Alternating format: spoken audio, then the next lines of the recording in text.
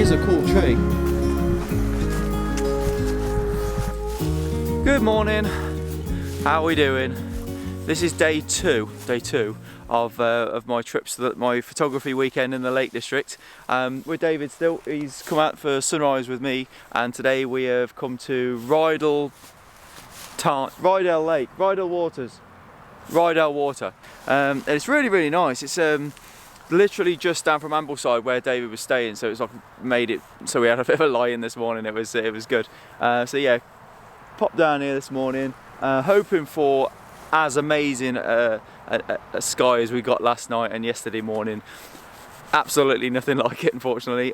We've come to a tree, it's kind of like a protruding tree, sticks out to the lake a little bit, and it's again a very popular photographer's point, I guess. But I'd never been down here, and I thought it's dead easy, and maybe I can go for a bit of a walk afterwards as well. And it's right, you probably tell, there's cars going by in the background, it's right by the road. So we're going to get the coffee on, chill out, and wait for the light to do something a bit better. The tree is a stunning tree. It's really awesome. We've just come at the worst time because there's like no leaves on it, and then there's no colour in the background for the tree to sort of stand off against. So it's like, really isn't the tree's fault that it's not going to make a decent photo. This is not, if I was to ever do a calendar, this photograph is not going in the calendar. Yeah, we've got nice light, nice reflections, nice calm conditions, but the tree is just bare and it looks knackered, bless it. It's not going as well as yesterday did, but I did want to talk to you about my approach to taking landscape photography. It's the same as if I'm doing a sports shoot or if I'm doing a wedding or commercial or anything. I always look at what's important to the photographs. As soon as I get to the subject, as soon as I get to the landscape, as soon as I get to the wedding or the venue or whatever it is, you're always looking to think of what's important in the photograph. Is it the depth of field? Do you want a blurry background? Do you want a sharp front to back background? Is there a bit of motion in there you're trying to freeze? Is there a bit of motion in there you're trying to blur? So I always look at what's important in the photograph. And with this photograph, when we got here, I like the composition. It's not ideal because the tree's got no light on it at all. But I still liked. I thought if the sky does light up and the water's smooth enough, we'll get a nice reflection in the water. So what was important to me this morning was making sure that water was smooth enough. Obviously you want the depth of field, you want to be shooting f11 or f10, that sort of thing, just to make sure that you get sharp image as much as you can, retaining the detail in the image as much as possible. But for me this morning it was more about making sure that the water was smooth enough, so we've got a nice glassy reflection to reflect any light that came off the sky. We got the light. It wasn't very impressive, but we got the light. So yeah, I put the camera on a 10-second exposure there just to make sure that I got rid of all the ripples, and then that allowed me to get about an f13, f14. I did have a bit of an issue with my cable release. It's not physically broken, but it doesn't seem to be working very well because yeah, as soon as you plug it into the Sony, which is a flipping nightmare, anybody who's using a Sony will know what I mean. When you put the camera portrait, you can't put the cable release in. Silly Sony haven't given us an proper intervalometer or a proper internal timer either, so it's a flipping nightmare. I hate it. So yeah, my intervalometer has broke. Not physically, it's just that when you plug it in and you switch it on, it starts counting down and it just starts taking photographs randomly whenever it wants. I don't know if it's like a loose connection or what. So that's frustrated me. So it meant I can't use. I wanted, because there is a bit of movement in the clouds. So as I looked at the photograph, I thought what would be really nice, what's my important part of this subject is getting as much motion in the clouds as possible. They're not moving very fast. In fact, they're not moving at all now. They were this morning. And I thought if I got on for like a 1 or 2 minute exposure, just to get loads of motion in the water, loads of motion in the clouds, that would have made for a bit more interest in the photograph. But no. Couldn't do that because my timer broke, so very annoyed. Gonna have a wander around now. There's some lovely reflections all around the lake. It's quite still. It's flipping cold, so I'm glad I got my down jacket on. But yeah, it's really nice. There's light catching the top of them mountains over there as well. And every now and again when it does catch properly, I think when the sun goes up a bit more, it'll catch a bit more of the mountains, and that's reflecting quite well in the lake as well. So again, 10 or 15 second exposure gets rid of all the ripples, and we get that light reflecting there as well. I've turned the polarizer off because I don't, near the edge of the water it's quite shallow, and I don't want the polarizer to cut through the water. I want to get the water as much like glass as I can.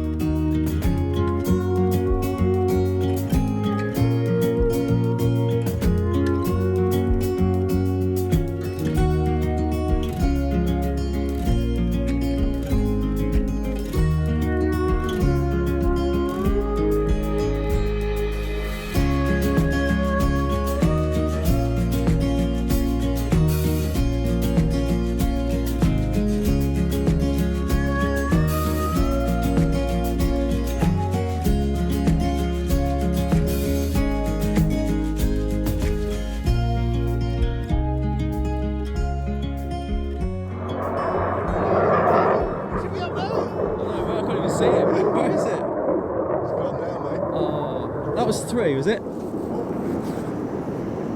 This little feathered fella has made my day. He just rocked up and just swam across the front of all that reflected tree there. Oh, absolutely amazing. And while I was trying to concentrate on that, I've got David jumping around like an absolute lunatic because the flipping, it was like being in the Mac loop. The planes were flying over us. I won't go this side so you can see. 3 of them. It's 3, what, they tornadoes, were they? F-15s, mate. F-15s, oh, he knows his planes, this one. Is that really bright, is it, mate? So yeah, it started off a really frustrating day. I was not having a good time photographing this location at all. Stuff was going wrong. I couldn't get the shot I wanted, and then the swan rocked up, and now I'm loving it. I've got some amazing reflections in the background, and I was just panning using the 70-200 at 200mm, just panning around, making. Basically, he went right. I can't see anything. It's so bright. He went right across what I wanted, and I wasn't quite ready. And I waited for him to go back, thinking hopefully he'll go back the same path he did. And he just kind of went past waving at us as we were snapping away. But yeah, really, really calm waters, awesome reflections, amazing light now coming off, and that swan just rocked up at the right time. I'm so happy, really pleased with this. What a morning.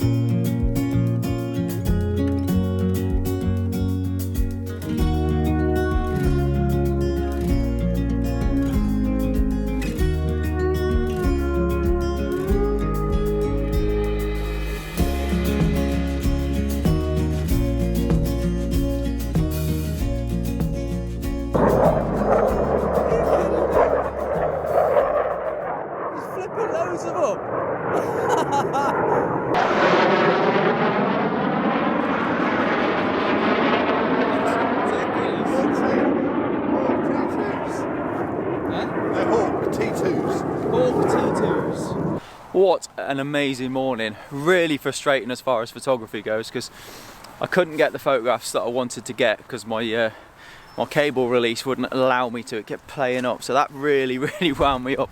So it meant I couldn't use my 10-stop filter, so I couldn't get anything longer than 30 seconds. Really annoyed me, that did. But anyway, you know, make the most of what you got. Not complaining. It was still a lovely morning. Once I got my head around a different composition, I took some photographs looking at the different angle of the tree.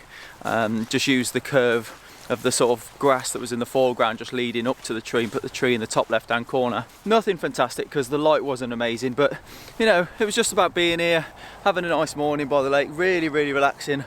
That's the difference about being by a lake in the morning, because with the sunrise down by the sea, you obviously got to plan it with the tide. As soon as the tide comes either in too far or goes out, you kind of got to leave, whereas by a lake you can just chill out and have a coffee and relax. And as we did that, the flipping wasn't the Mac loop. I keep going to say it's the Mac loop, but these planes went flying over us, and David was jumping around the background, getting super excited about these planes, tornadoes and F-15s, whatever they were, and that was absolutely incredible. And then while he was trying to photograph that, this swan waddled over. Look how clear that is, how calm that water is down here. It sailed over this amazing background, and I was able to get some footage of that, and really peaceful, just watching this swan gliding around the water. Absolutely love that. Never photographed anything like that before, so that was a bit of a big deal for me. I really enjoyed that. So yeah, just making sure I was shooting about 5 or 600th of a second, just to make sure I got him nice and tack sharp. I wasn't really too bothered about anything else, so that was what was important in that photograph, just making sure I had the fella nice and sharp. I was at about 5.6 just to get me a nice tack sharp image as well. So really love this morning. Frustrating start, but yeah, it was good. I really enjoyed it. So I've got now about a 6-hour drive back to South Wales. I'm not looking forward to that quite as much. So yeah, well, thank you so much for watching. I hope you enjoyed the video. I hope the pictures, I think I've got a feeling that some of them swan pictures are probably going to save the day, because I don't think I'm going to like any of my tree pictures. A bit of a shame, but it's good fun anyway. Nice to see it. So that was Rydal Water, and yeah, we're going to head off. But thank you so much for watching. I hope you enjoyed the video. Click up there to see, day 1 of my trip to the Lake District. Thanks so much for watching. Hit the subscribe button, drop me a comment, and I'll speak to you soon. Take care. Bye now.